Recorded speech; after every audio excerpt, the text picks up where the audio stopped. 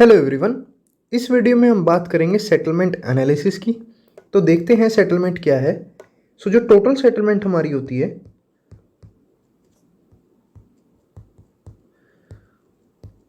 Total settlement is the sum of initial, या हम बोलते हैं इसको immediate settlement,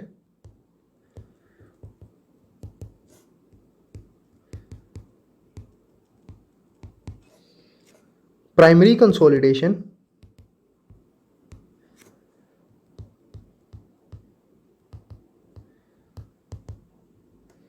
and secondary consolidation.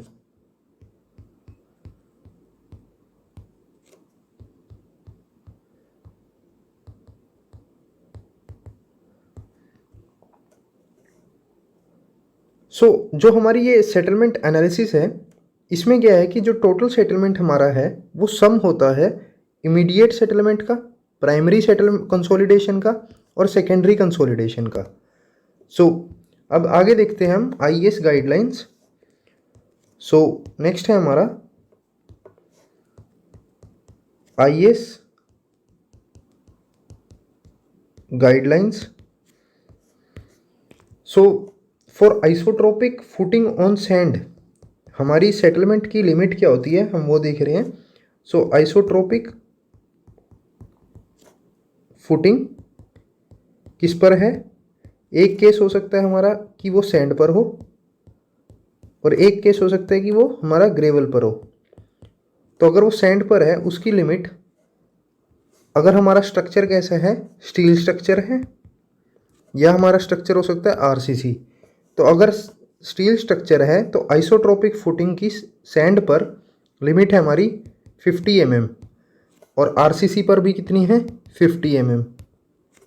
अगर हमारा यहाँ पर ग्रेवल की जगह है क्ले, आइसोट्रोपिक फुटिंग क्ले में है अगर, तो यहाँ पर है हमारा 50 mm, और आरसीसी स्ट्रक्चर पर ये है हमारा 75 mm। ऐसे ही नेक्स्ट हमारा बन सकता है, अगर हमारी आइसोट्रोपिक फुटिंग नहीं है, राफ्ट फुटिंग है। राफ्ट फुटिंग हमारी अगर किस पर है? सैंड पर है, या वो किस पर है? क्ले पर है। अब फिर हमारा क्या हो सकता है? या तो स्टील स्ट्रक्चर हो सकता है, या हमारा आरसीसी स्ट्रक्चर हो सकता है। तो अगर सैंड है तो उस टाइम पर ये है हमारी 75 mm, और आरसीसी में भी है 75 mm। क्ले है तो ये हमारी सेटलमेंट है हमारी 100 mm, और यहाँ है हमारी 100 mm। तो ये आईएएस कोड की गाइडलाइंस है कि सेटलमेंट हम परमिसिबल कितनी रख सकते हैं। अगर हमारी आइसोट्रोपिक फुटिंग है तो सैंड में अगर स्टील स्ट्रक्चर यूज़ कर रहे हैं तो वो हमारी 50 mm है, और अगर आरसीसी स्ट्रक्चर यूज़ कर रहे हैं तो वो हमारी 50 mm है। ऐसी आइसोट्रोपिक फुटिंग अगर क्ले पर है तो स्टील स्ट्रक्चर में 50 mm है, और आरसीसी स्ट्रक्चर यूज़ कर रहे हैं तो 75 mm है। अगर हमारी राफ्ट फुटिंग है, तो अगर हम राफ्ट फुटिंग सैंड पर बना रहे हैं तो अगर स्टील स्ट्रक्चर यूज़ करते हैं तो 75 mm हमारी परमिसिबल सेटलमेंट है, और आरसीसी में वो कितनी है? 75 mm है। क्ले पर स्टील स्ट्रक्चर की 100 mm है, और आरसीसी की भी क्या है? 100 mm है। अब ये कैसी थी? ये हमारी एक तरह से लीनियर सेटलमेंट थी, ऊपर नीचे वाली। अब एक हमारी हो सकती है एंगुलर सेटलमेंट। अब ये एंगुलर सेटलमेंट क्या है? अब हम देखते हैं एंगुलर सेटलमेंट।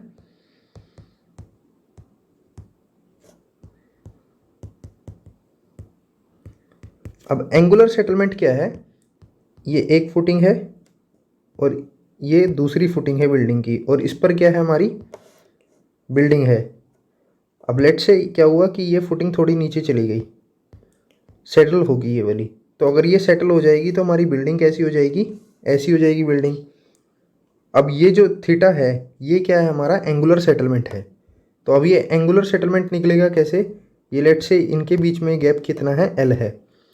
हम कहेंगे कि जो सेटलमेंट होगी डेल्टा, डेल्टा क्या है? ये वाली सेटलमेंट डेल्टा, ये डेल्टा किसके इक्वल होगा? थीटा इंटू एल होगा, जहाँ पर थीटा क्या है? हमारा एंगुलर सेटलमेंट है, एंड मल्टीप्लाई बाय क्या होगा? Length in between footings, length in between footings. So ये होता है हमारा angular settlement.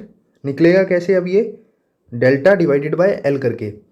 So theta is equal to क्या हो जाएगा हमारा, डेल्टा जो लीनियर सेटलमेंट थी डिवाइडेड बाय एल जो लेंथ इन बिटवीन फुटिंग है। सो ये हमारा एंगुलर सेटलमेंट ऐसे निकलता है। अब इसकी वैल्यू क्या होगी, सो हम नेक्स्ट लिखते हैं permissible angular settlement.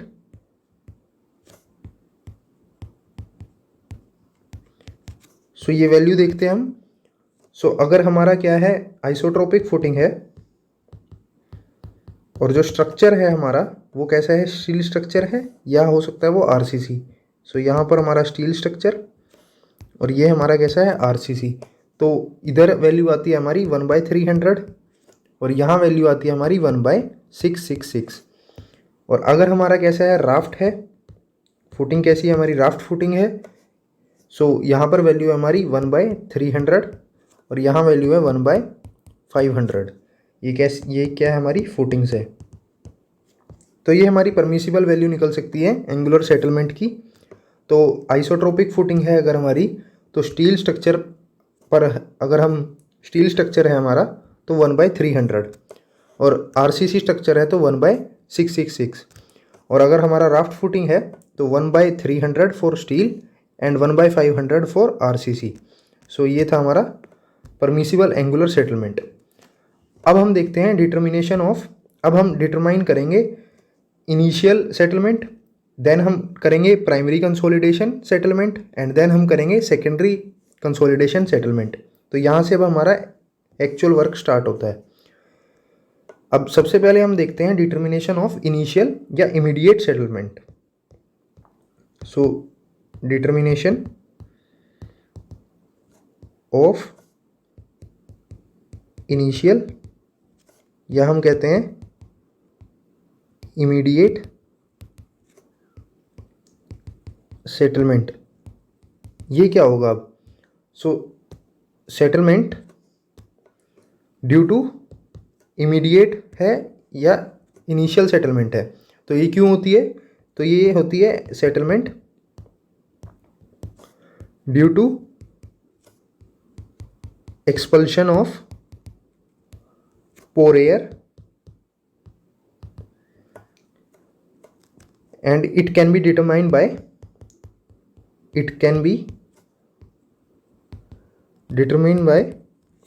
cone penetration test, cone penetration test।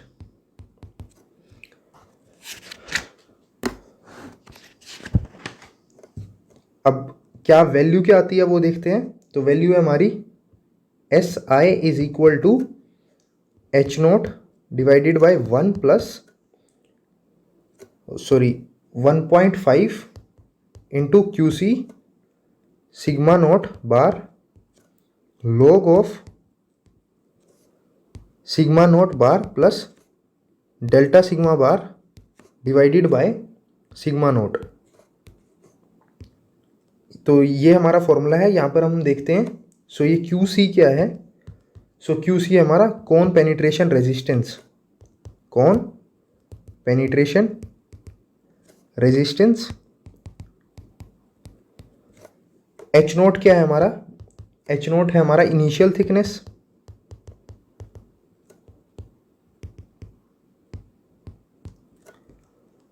Sigma naught बार क्या है, इनिशियल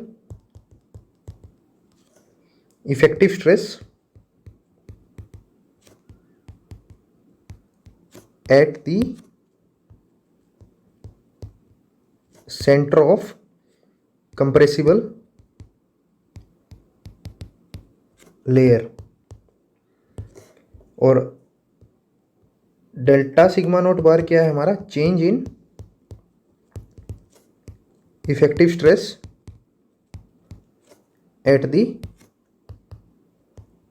सेंटर ऑफ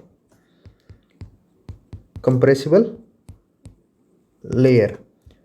तो ये हमारा फॉर्मूला निकलता है दैट SI, यानी कि जो हमारी पोर एयर वाली सेटलमेंट आएगी वो इस फॉर्मूले से निकलती है, that is SI is equal to H naught divided by 1.5 into Q C and into sigma naught bar and into log sigma naught bar plus delta sigma bar divided by sigma naught.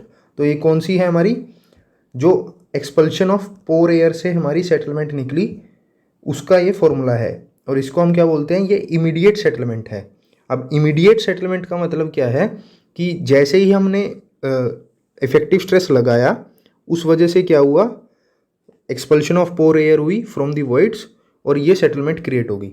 तो ये immediate होती है, तो इसलिए ये क्या है, हमारी इमीडिएट सेटलमेंट है।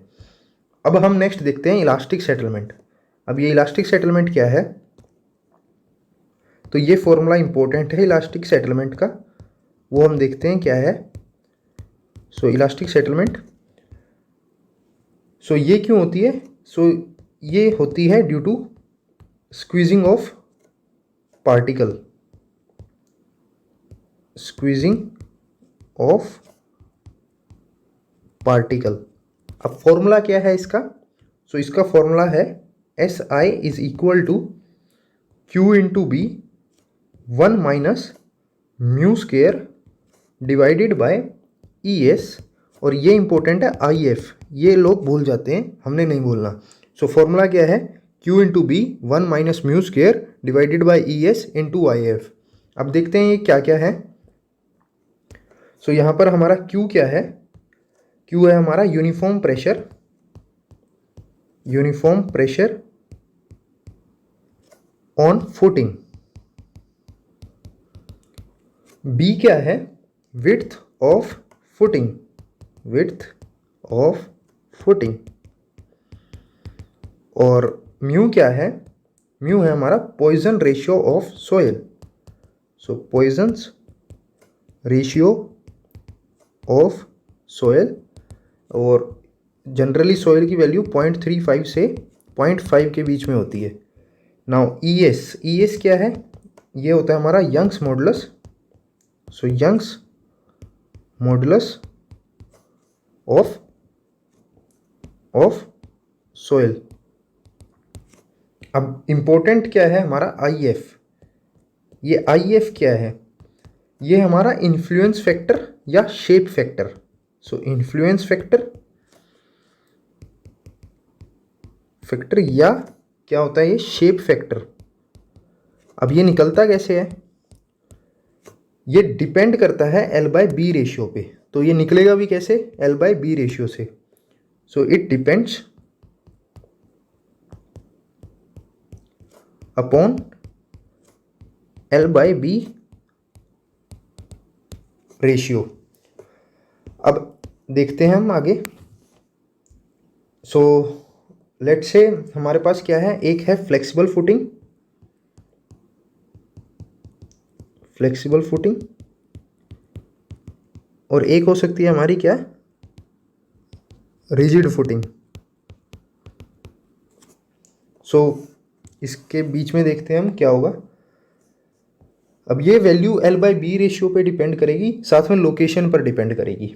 जैसे फ्लेक्सिबल फुटिंग है हमारी या रिजिड फुटिंग है, सो जो फ्लेक्सिबल फुटिंग है उसका सेंटर हो सकता है, क्या उसका कॉर्नर हो सकता है, या क्या हो सकता है एवरेज। सो ऐसे ही इसमें है हमारा। अब ये जो रिजिड फुटिंग होती है ये क्या होती है, 0.8 टाइम्स होती है हमारी फ्लेक्सिबल की। सो ये एक टेबल है वैसे, तो हमने कुछ जो वैल्यू हमने याद रखनी है वो है हमारी सर्कुलर की। क्यों याद रखनी है, क्योंकि इसकी वैल्यू 1 आती है, इसलिए हमें याद रखनी है। कभी कभी क्वेश्चन में हो सकता है कि ना दिया हो। तो अगर हमारी सर्कुलर फ्लेक्सिबल फुटिंग है तो सेंटर पर वैल्यू क्या होगी, 1.0 यानी कि 1, कॉर्नर पर होती है 0.64, और एवरेज यानी कि कहीं मिड में ये वैल्यू निकलती है हमारी 0.85। सो सेंटर पर 1 होती है, तो ये याद रखना है। और अगर हमारी सर्कुलर रिजिड फुटिंग है तो वैल्यू क्या होगी, 0.8 टाइम्स 1 दैट इज 0.8। तो ये हमारा मेन था यहाँ पर सर्कुलर। बाकी वैल्यू भी होती है जैसे स्केयर की होती है। सो स्केयर की वैल्यू क्या होती है, यहाँ पर 1.12 आता है, यहाँ 0.56, ये 5 है, एंड दिस इज 0.95, और इसका इसका 0.8, तो ये हो जाता है 0.82। ऐसे ही हमारी रेक्टेंगल की भी निकलती है। सो ये टेबल है जहाँ से हमें IF की वैल्यू मिलेगी। ये क्या वैल्यू है, सो ये वैल्यू हमारी IF की है जो हमने याद रखनी है, और एक वैल्यू हमें ये याद रखनी है। तो IF यहाँ से निकल जाएगा। IF क्या है, शेप फैक्टर है या इन्फ्लुएंस फैक्टर है, ये डिपेंड किस पर करता है, L/B रेशियो पर करता है। ES क्या होता है हमारा, यंग्स मॉडुलस है सॉइल का। म्यू क्या है हमारा, पॉइजन्स रेशियो है सॉइल का, जिसकी वैल्यू 0.35 to 0.5 होगी। और B क्या है हमारा, विड्थ ऑफ फुटिंग है। और Q क्या है हमारा, यूनिफॉर्म प्रेशर है ऑन फुटिंग। सो फॉर्मूला जो बनता है हमारा इलास्टिक। अब ये इलास्टिक सेटलमेंट है क्या, ये सेटलमेंट आती है due to the squeezing of the particle. और जो फॉर्मूला बना हमारा वो है SI is equal to Q into B into 1 minus mu square divided by ES into IF। तो ये हमारा फॉर्मूला है। तो ये क्या थी, हमारी इमीडिएट सेटलमेंट थी, जिसमें एक हमारी थी इलास्टिक सेटलमेंट और एक थी हमारी इमीडिएट सेटलमेंट, जो किससे आ रही थी, due to the expulsion of pore air. और जो इलास्टिक सेटलमेंट है वो क्यों है, due to the squeezing of the particle. तो इनके ये फॉर्मूले थे। अब हम आते हैं मेन पर, that is determination of primary consolidation settlement. ये इंपॉर्टेंट टॉपिक है जो इस चैप्टर का क्रक्स है, वो देखते हैं। सो डिटर्मिनेशन ऑफ प्राइमरी कंसोलिडेशन। अब इसमें हमें डिफरेंट डेटा गिवन होगा और वहाँ से डिफरेंट हमारे फॉर्मूले निकलेंगे। जैसे पहला कंडीशन हमारी क्या है कि हमें वॉइड रेशियो दिया हुआ है और वॉइड रेशियो से हमने निकालना है सेटलमेंट। तो वो कैसे निकालेंगे, तो वो देखते हैं। तो पहला केस आता है जब हमें when change in void ratio is given. हमें चेंज इन वॉइड रेशियो दिया हुआ है, इज गिवन। सो यहाँ देखते हैं, यहाँ हमारा डायग्राम बनेगा। तो क्या होगा कि सैचुरेटेड कंडीशन में हमारी सॉइल होगी, तभी कंसोलिडेशन हो रही होगी। तो यानी कि क्या क्या प्रेजेंट होगा, सॉलिड्स प्रेजेंट होंगे, ये हमारे सॉलिड्स हैं, और ये हमारा क्या है, यहाँ पर वाटर है। सो वाटर की वॉल्यूम हमारी लेट से क्या है, V नॉट, और सॉलिड की हमारी क्या है, VS। और टोटल वॉल्यूम क्या है हमारी, यहाँ लिख लेते हैं। टोटल वॉल्यूम जो हमारी है वो V नॉट है। तो ये जो है यहाँ से यहाँ तक, ये क्या है हमारी, V नॉट। अब देखते हैं, हमने ऊपर क्या लगाया, लोडिंग लगाई। मकसद क्या हमारा लोडिंग लगाने का, कि ये जो वाटर है ये एक्सपेल आउट कर जाए। तो ये लेट से डेल्टा सिग्मा बार की हमने लोडिंग लगाई। अब फाइनल ये क्या था हमारा, इनिशियल कंडीशन थी। सो ये हमारी कंडीशन कैसी है, इनिशियल है। अब हम क्या देखेंगे, फाइनल कंडीशन को देखेंगे। तो वो देखते हैं। सो होगा क्या कि ये वाटर कुछ एक्सपेल आउट कर जाएगा और कुछ वाटर कर नहीं सकता एक्सपेल आउट। क्यों, क्योंकि वो क्या है, एक तरह से स्ट्रक्चरल वाटर है, तो वो तो प्रेजेंट रहेगा ही। तो कुछ वाटर रहेगा, कुछ हमारा एक्सपेल आउट कर जाएगा। बट हम मानेंगे क्या, यहाँ पर हमारा वॉइड रेशियो देखते हैं।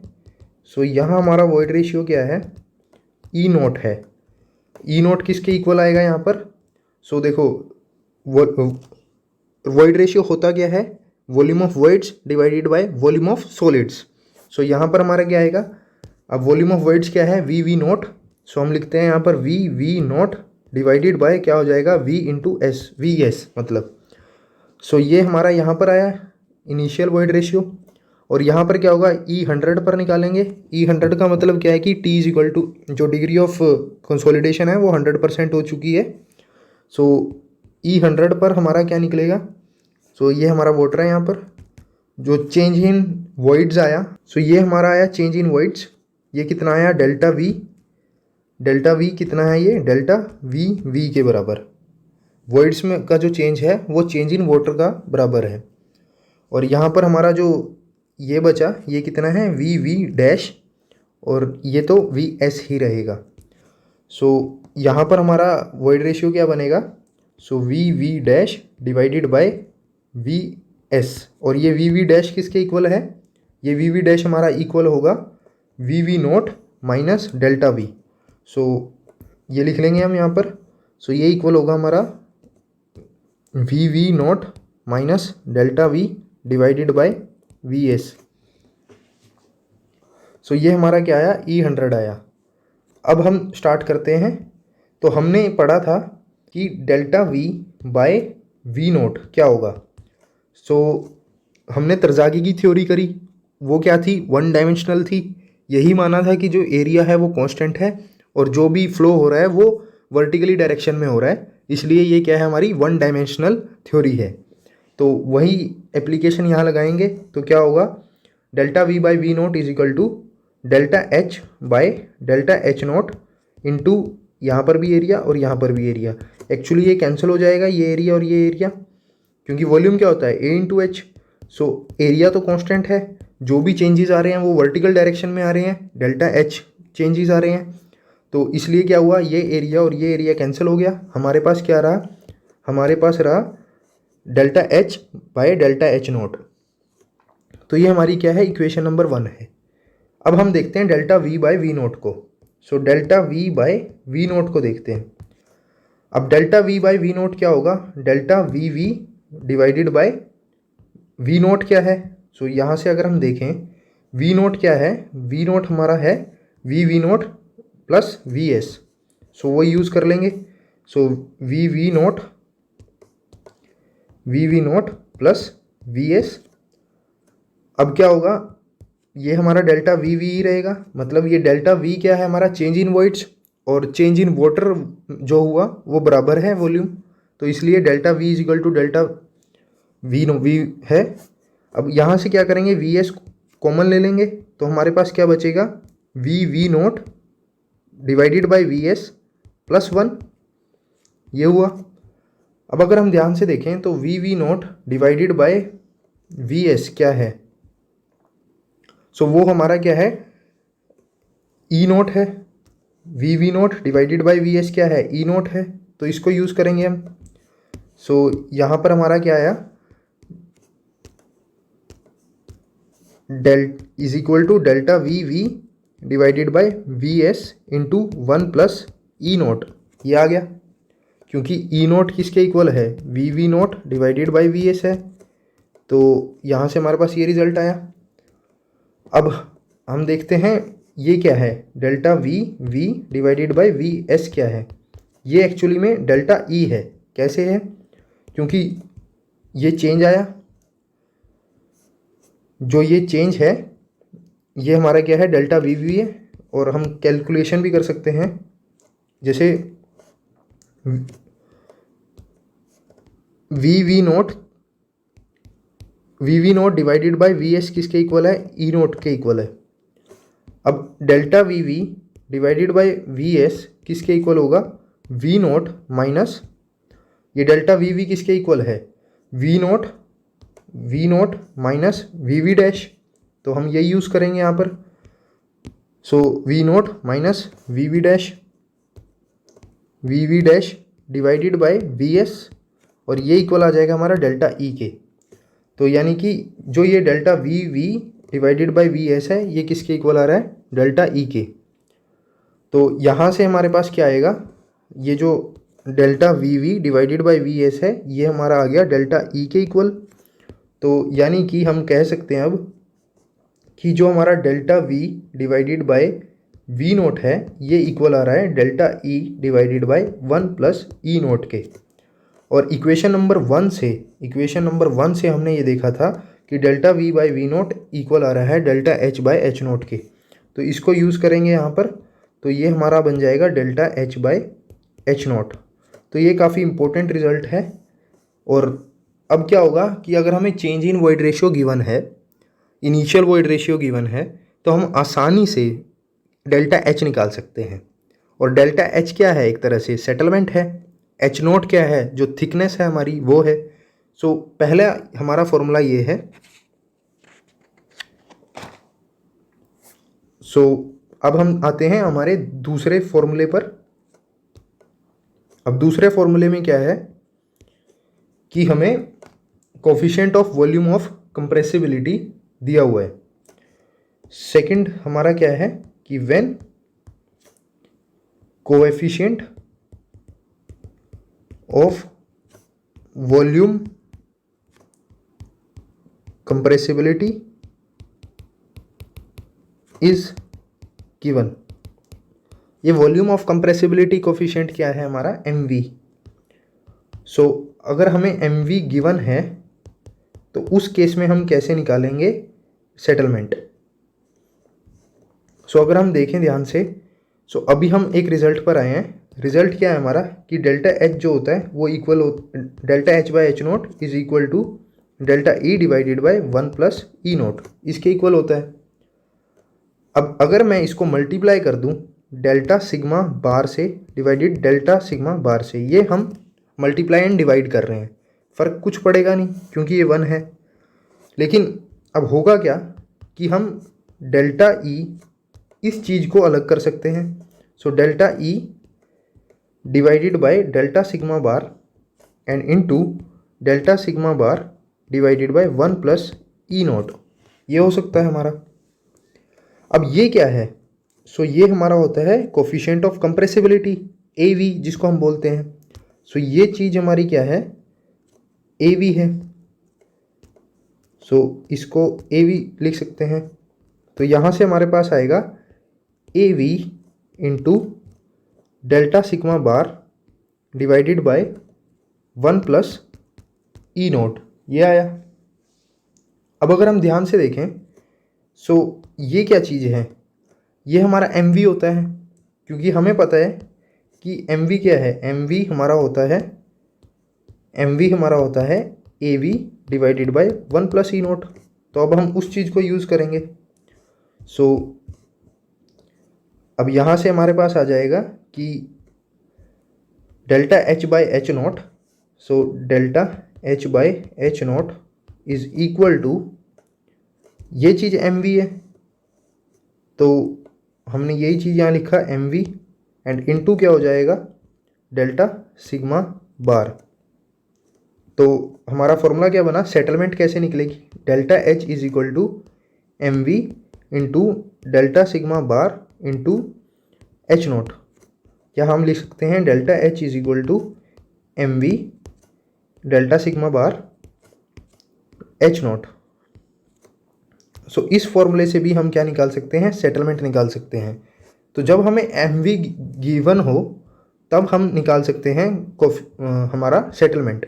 तो क्या था, सबसे पहले हमारा था delta H is equal divided by H naught is equal to delta E divided by 1 plus E naught. हमने मल्टीप्लाई एंड डिवाइड किया डेल्टा सिग्मा बार और फिर ये चीज़ हमने ले ली अलग, तो ये हमारी बनी थी AV और ये हमने अलग लिख लिया। सो अब ये जो AV है, AV और 1 plus divided by 1 plus E note क्या होता है हमारा, MV होता है। और ये MV तो हमें गिवन है क्वेश्चन में। सो ये हमें गिवन है, डेल्टा एच सिग्मा बार हम निकाल सकते हैं एंड एच नोट भी हमें गिवन है क्वेश्चन में। तो ये राइट हैंड साइड हमें सारी गिवन होगी क्वेश्चन में, तो हम इजीली डेल्टा एच निकाल सकेंगे। तो ये हमारा बना दूसरा फॉर्मूला। अब हम आते हैं हमारे तीसरे फॉर्मूले पे।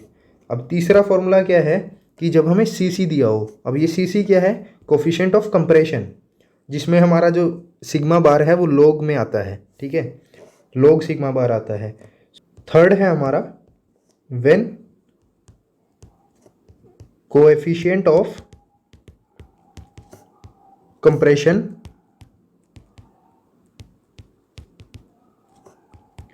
Is given. अब कोफिशिएंट ऑफ कंप्रेशन क्या है हमारा, CC है।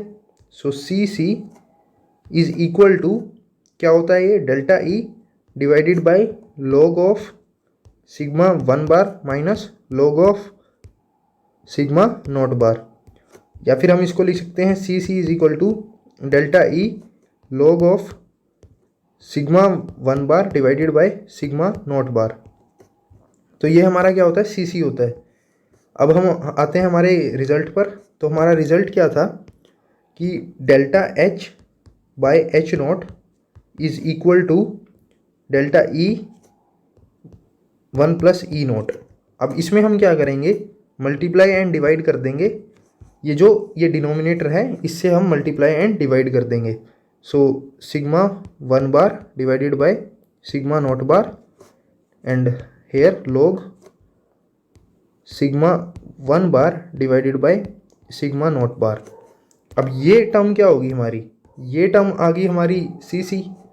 सो इधर हमारे पास आया C C divided by 1 plus E naught into log of sigma 1 bar divided by sigma naught bar and here delta H by H naught. So यहाँ से हम सेटलमेंट निकाल सकते हैं। सो सेटलमेंट हमारी क्या आई, so delta H is equal to H naught C C divided by 1 plus E naught into log sigma 1 bar divided by sigma naught bar. अब ये सिग्मा 1 बार क्या होगा तो वो देख लेते हैं। तो ये जो सिग्मा 1 बार होगा ये एक्चुअली में होगा क्या, sigma naught bar plus some change. अब चेंज कितना है, डेल्टा सिग्मा बार, तो वो लिख लेते हैं। तो फाइनल रिजल्ट जो हमारा सेटलमेंट का बना वो बन गया हमारा delta H is equal to H naught into C C 1 plus E naught into log of sigma naught bar plus delta sigma bar and divided by sigma naught bar. तो ये हमारा फाइनल रिजल्ट बन गया और ये हमारा तीसरा formula है। तो सबसे इम्पोर्टेंट फॉर्मूला अगर हम देखें तो वो ये है। सो हम कह सकते हैं कि ये सबसे इम्पोर्टेंट है। एक फॉर्मूला ये था जिसमें हमें सी सी गिवन है। एक्चुअली में हम प्रैक्टिकली सी सी में काम करते हैं, ज़्यादा एम वी में काम नहीं करते, तो इसलिए इम्पोर्टेंट फॉर्मूला हमारा ये बन जाता है क्योंकि सी सी हमें दिया होता है। अब सी सी दिया होगा क्वेश्चन में, राइट हैंड साइड सारी कुछ चीज़ें हमें निकालनी पड़ेंगी और कुछ चीज़ें हमें डायरेक्टली क्वेश्चन में गिवन होंगी, वहाँ से हम सेटलमेंट निकालेंगे। तो पहला फॉर्मूला ये है और दूसरा फॉर्मूला हमारा है कि जब हमें एम वी गिवन है तो M V into delta sigma bar into H naught हो जाएगा हमारा सेटलमेंट। और एक फॉर्मूला है जब हमें सिर्फ वॉइड रेशियो में चेंज गिवन है, तो उस टाइम पर हमारा फॉर्मूला हो जाएगा सबसे इजी वाला, that is delta V by V naught is equal to delta H by H naught is equal to delta E divided by 1 plus E naught. तो ये था हमारा 3 फॉर्मूले और यहाँ से हम निकाल सकते हैं सेटलमेंट। अब हमने जो काम करना है वो करना है इस वाले फॉर्मूले से। सो अब इस फॉर्मूले में कुछ चीज़ें हमें निकालनी पड़ेंगी, गिवन नहीं होंगी क्वेश्चन में, डायरेक्टली गिवन नहीं होंगी। जैसे सी सी डायरेक्टली गिवन होगा, ई नोट डायरेक्टली गिवन होगा, बट ये जो सिग्मा नोट बार है और डेल्टा सिग्मा बार है ये डायरेक्टली गिवन नहीं होगा।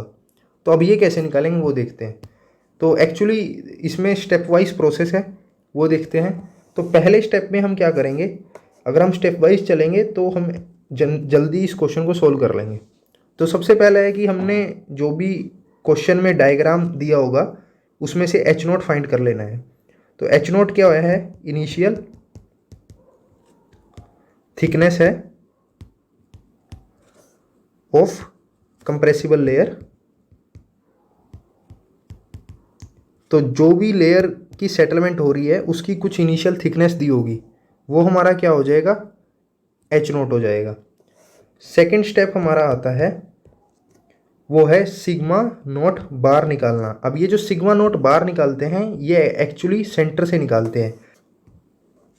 ये हमारी फुटिंग है और ये लेट से क्या है हमारा ग्राउंड लेवल है। यहाँ पर बिल्डिंग का लोड लग रहा है Q, जिस वजह से क्या हो रहा है, कंसोलिडेशन होगी। और इस फुटिंग की जो विड्थ है वो हमारी क्या है, B है।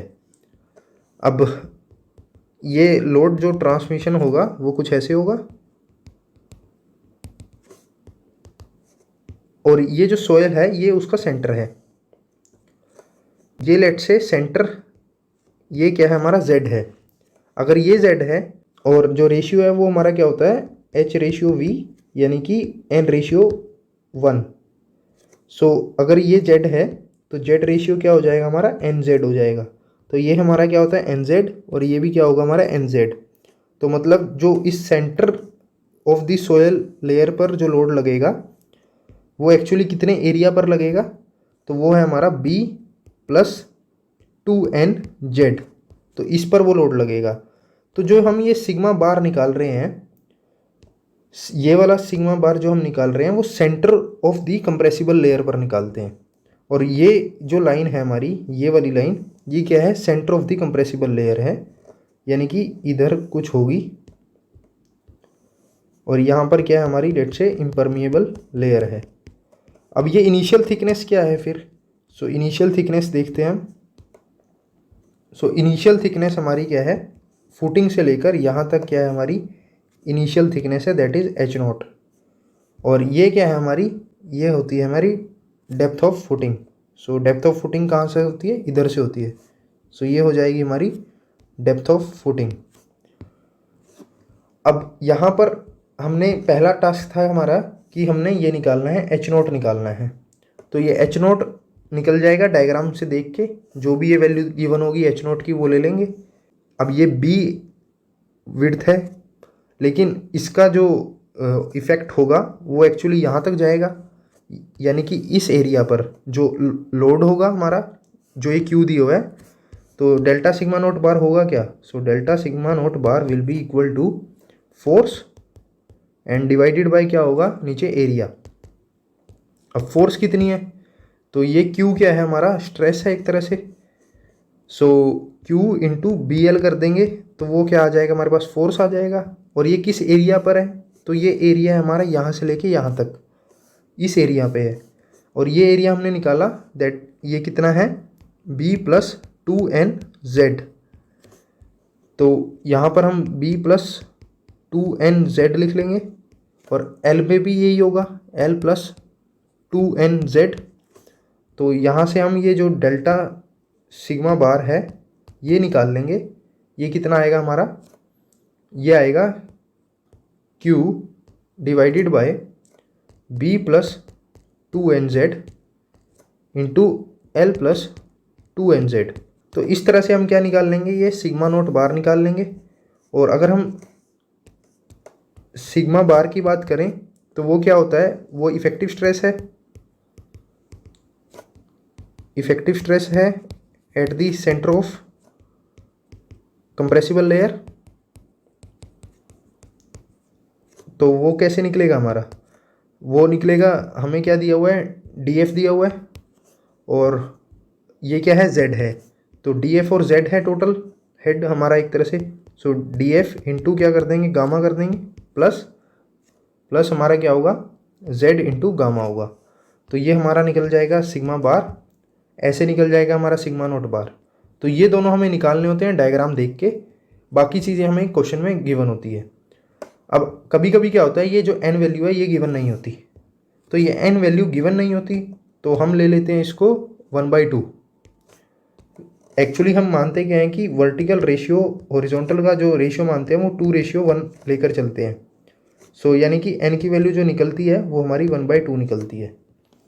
सो ये हमने ध्यान रखना है। और फिर हम ये तीनों चीज़ें अगर हमने निकाल ली तो हम अब फॉर्मूला अप्लाई कर सकते हैं, that is delta H is equal to H naught, C हमें गिवन होगा 1 plus E naught log of sigma naught bar plus delta sigma naught bar divided by sigma bar आएगा, एंड इधर आ जाएगा हमारा sigma naught बार। तो इस फॉर्मूले लगा के हम फिर सेटलमेंट निकाल सकते हैं। अब कभी कभी क्या होता है कि हमें सॉइल का लिक्विड लिमिट दी होती है और वहाँ से हमें क्या निकालना होता है, सी निकालना होता है। तो वो कैसे निकालेंगे हम, सो सी क्या होता है 0.009 WL माइनस 10, जहाँ पर W हम क्या है हमारा लिक्विड लिमिट है और इसको हम परसेंटेज में रखेंगे। तो ये होता है, ये कब होता है, जब हमारा क्या है अनडिस्टर्ब्ड सेंसिटिव क्ले है, अनडिस्टर्ब्ड सेंसिटिव क्ले है। तो अगर क्वेश्चन में कुछ नहीं दिया तो हम, और लिक्विड लिमिट दी है और ये बोला है कि क्ले है, तो हम अनडिस्टर्ब लेके ही चलते हैं। बट कभी कभी क्वेश्चन में क्या होगा कि हमें रिमोल्डेड क्ले के लिए निकालना होगा। सो फॉर रिमोल्डेड क्ले क्या होता है, रीमोल्डेड क्ले, ये जो फॉर्मूला है हमारा ये बन जाता है C is equal to 0.007 WL minus 10, या हम ले लेते हैं इसको 0.007 WL माइनस 7। तो ये होता है हमारा रिमोल्डेड क्ले के लिए। तो इन दो फॉर्मूले को यूज़ करते हैं, यहाँ से सीसी निकाल लेंगे और हमने डेल्टा सिग्मा बार निकालना सीख लिया। तो ये हमारा होता है डेल्टा सिग्मा बार और ये है हमारा सिग्मा बार। तो इस तरह से हम इस फॉर्मूले को अप्लाई कर सकते हैं और सोल्व कर सकते हैं। सो आज के लिए इतना ही। Thank you.